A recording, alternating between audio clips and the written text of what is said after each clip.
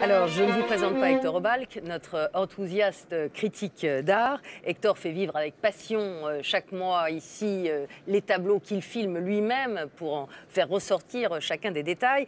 Et ce mois-ci, Hector, je vous ai demandé d'aller 600 ans en arrière, regarder un peu ce qu'était la peinture du Quattrocento, italien principalement. Quattrocento, ça veut dire les années 1400, c'est-à-dire le 15e siècle.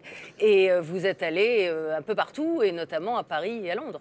À Londres, à la National Gallery, à Paris, au Louvre. Le Quattrocento, c'est le Moyen-Âge en France, mais c'est déjà le début de la Renaissance en Italie et en Flandre. C'est-à-dire que c'est une époque où la conquête de la peinture s'est faite en un siècle avec la perspective, l'anatomie, la peinture à l'huile, la technique. Et vous allez nous raconter tout ça. Alors, comme c'est une peinture qui est religieuse à 80%, j'ai pensé, pour distraire au départ, pour commencer, regarder derrière les gens, parce que c'est quand même que des Christ en croix et des Vierges à l'enfant. Au début, oui. Au début. Et donc, on va regarder derrière les personnages et on va commencer ainsi. C'est parti. Allons-y. Bellini, pour commencer. Bellini, peintre vénitien, c'est une Madone toute bleue, toute rutilante, en prière devant son Christ endormi. Mais je vais tout de suite regarder derrière ses épaules pour suivre un excellent paysage pastoral, lequel constitue un tableau à lui tout seul. C'est tout mon message, si j'ose dire, et d'une toute autre couleur locale.